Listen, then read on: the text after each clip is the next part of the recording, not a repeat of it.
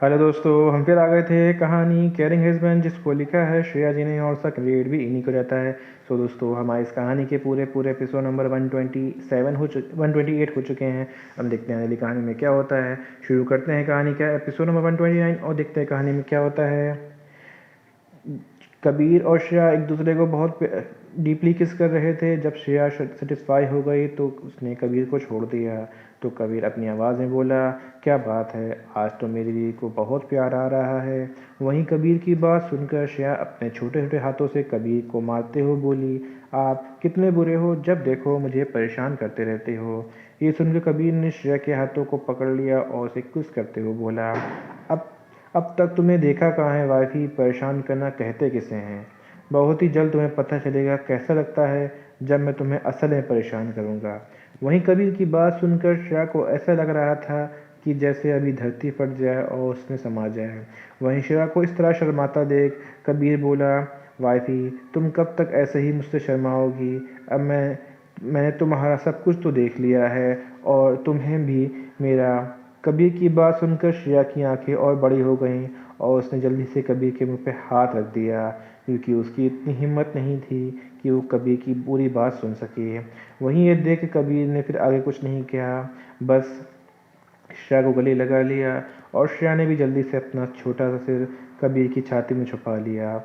थोड़ी देर बाद कबीर का असिस्टेंट फिर आया। इस बार उसने आने से पहले नॉक किया था, क्योंकि उसकी इतनी हिम्मत नहीं थी कि वो अपनी गलती को फिर से दोहरा सके।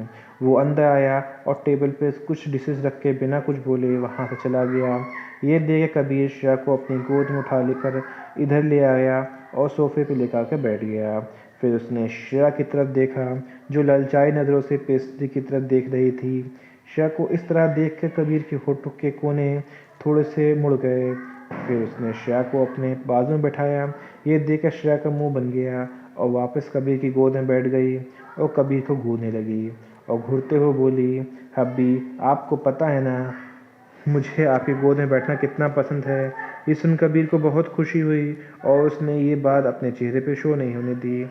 वहीं कबीर को अभी भी कुछ ना कहता देख श्रेया ने अपना मुंह फुला लिया। श्रेया को इस तरह बच्चों की तरह रिएक्ट करता देख कबीर का मन हंसने कर रहा था, पर कबीर ने श्रेया को इग्नोर किया और कबीर को इस तरह खुद को इग्नोर करता देखकर श्रेया गुस्सा आ गया और वो कबीर की शर्ट के बटन खोलने लगी।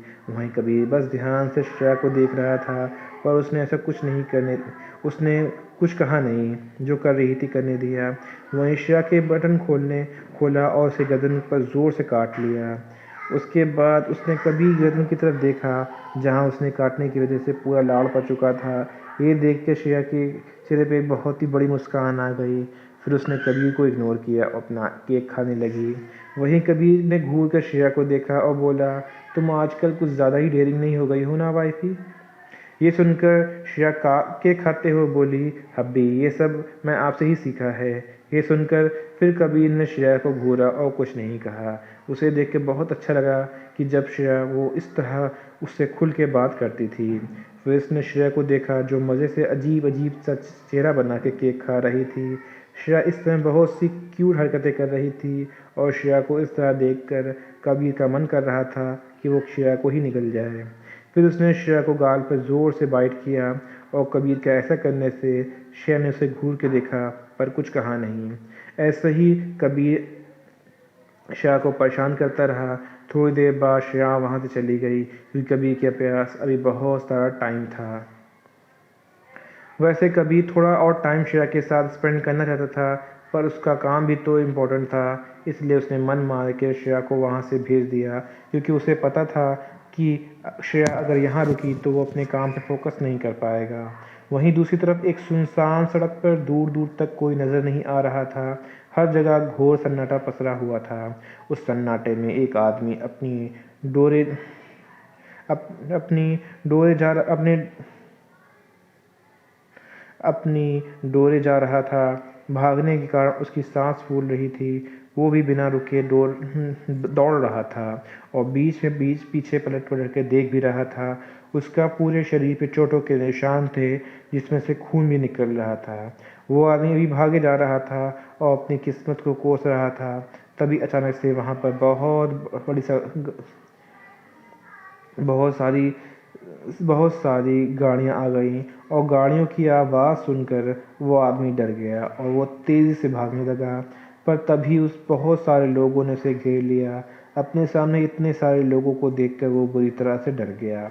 उसे समझ नहीं आया कि अब वो नहीं बच सकता। वो आदमी रोते हुए बोला, प्लीज़ मुझे छोड़ दें, मैं मरना नहीं चाहता। मैं मानता हूँ मैंने बहुत बड़ी गलती की है, पर आज के बाद मैं ऐसा कुछ भी नहीं करूँगा। प्लीज़ मुझे जाने दो। वो आदमी बोल ही रहा था कि तभी बहुत सारी गाड़ियाँ वहाँ के आगे रुक गईं।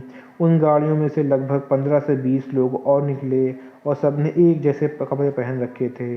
उन सबको देख के पता चल रहा था वो सब बॉडीगार्ड्स हैं। तभी एक बॉडीगार्ड ने एक गाड़ी का दरवाज़ा खोला और उसने एक आदमी बाहर आया जिसने ब्लैक कलर का 3 पीस सूट पहन रखा था। जब उस आदमी की नज़र उस इंसान पे गई तो वो गई तो धड़ से ज़मीन पे ज़मीन पर गिर उसकी आंखों डर से फैल गईं। उसे विश्वास नहीं हो रहा था कि वो उस आदमी को अपने सामने देख रहा है। वो कभी भी अपने बुरे से बुरे सपने में भी इस आदमी को देखना नहीं चाहता था। वहीं उस आदमी को इतना डरा हुआ देखकर भी उस आदमी पे कोई असर नहीं हुआ। तो उसी तरह उस आदमी घूरता रहा और बोला। उस आदमी को घूरता हुआ देखकर आदमी की हिम्मत करके बोला, बॉस मुझे माफ़। पर वो इतना ही बोल पाया था कि तभी गोली चलने की आवाज़ आई। वो आदमी वहीं के वहीं मर गया। वो आदमी और कोई नहीं, कबीर कपूर था। हर किसी को पता था कबीर कपूर को धोखे से सख्त नफरत है और अगर कोई उसे धोखा देता है तो उसे जान से मार देता, क्योंकि उसकी दुनिया में माफ़ी की कोई जगह नहीं थी। और आज भी ऐसा ही हुआ।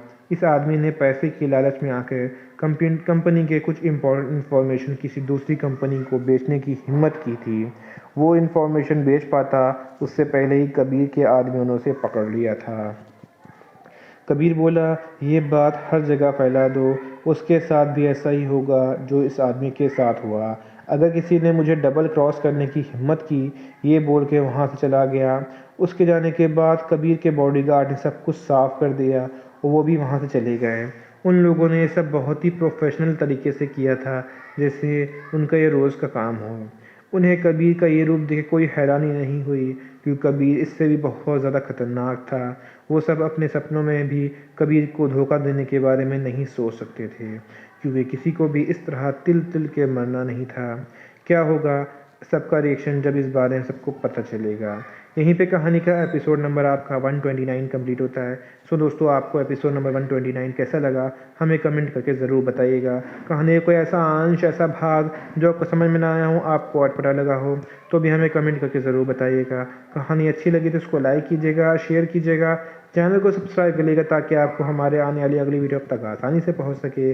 सो दोस्तों, हम फिर मिलेंगे एक नए वीडियो के साथ, एक नए एपिसोड के साथ। तब तक के लिए मुझे इजाज़त दीजिए। धन्यवाद दोस्तों।